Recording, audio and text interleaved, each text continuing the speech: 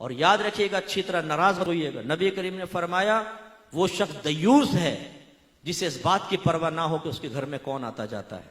दयूस means पता है आपको क्या होता है? उर्दू में बताऊं, नाराज तो नहीं होंगे? बेगैरत। यानी अगर हमारी ज़ौजा, हमारी घर की औरतें नामहरमों से हंस हंस के बातें कर रही हो, नामहरमों घर में घुसेड़े, तो याद रखें ऐसे शख्स को आपके नबी ने दयूस कहा है।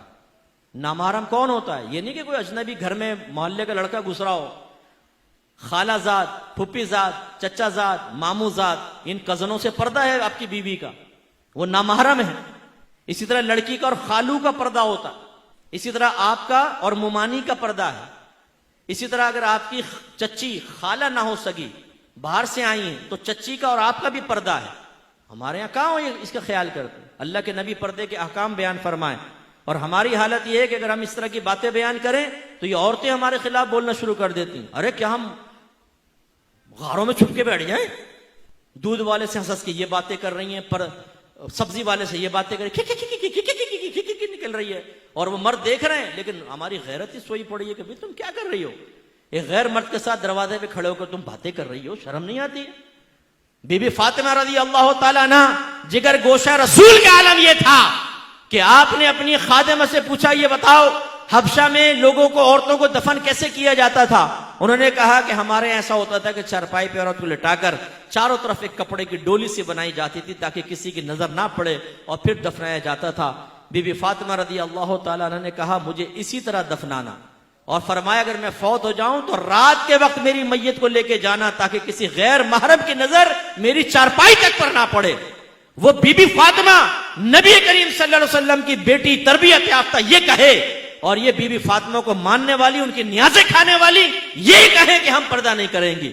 और घर का वो सरपरस्त बेवकूफ किस्म का वो कहता है कि जी मैं परमिशन देता हूं तुम बगैर पर्दे के घूमो फिरो। यानी कितनी बहनें मुझे ऐसी मिली हैं जो ये कहती हैं कि हमारे शौहर ये कहते हैं कि मेरे दोस्त आए, रिश्तेदार आए, बिला पर्दा सामने बैठो। और एक शौहर ने तो दलील ये दी कि देखो जब मैं अपने दोस्तों के घर जाता हूं उनकी बीवियां मेरे सामने बैठ जाती हैं।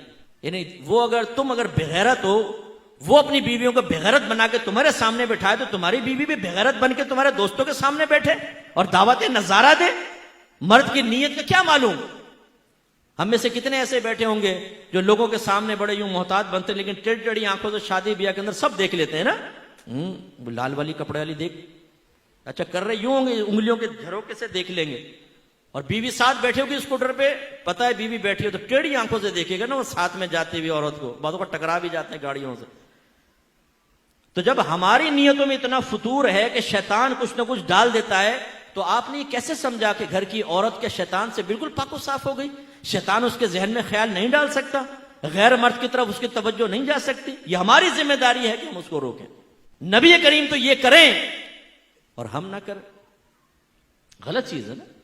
एक मरतबा नबी करीम सल्लल्लाहु अलैहि वसल्लम हुजरे में दाखिल हुए, सईदा आयशा सिद्दीक़ा रज़ी अल्लाह तआला अन्हा के पास एक शख्स को बैठे हुए देखा, चेहरे अनवर का रंग बदल गया, जलाल के आसार नुमाया हुए। सईदा आयशा ने अर्ज़ किया, रसूलल्लाह ये मेरे रिज़ाई भाई हैं, यानी हमने एक ही माँ का दूध पिया है। तो फिर सरकार का जलाल कम हुआ, यानी जलाल में तशरीफ लाए कि घर में अजनबी मर्द कैसे?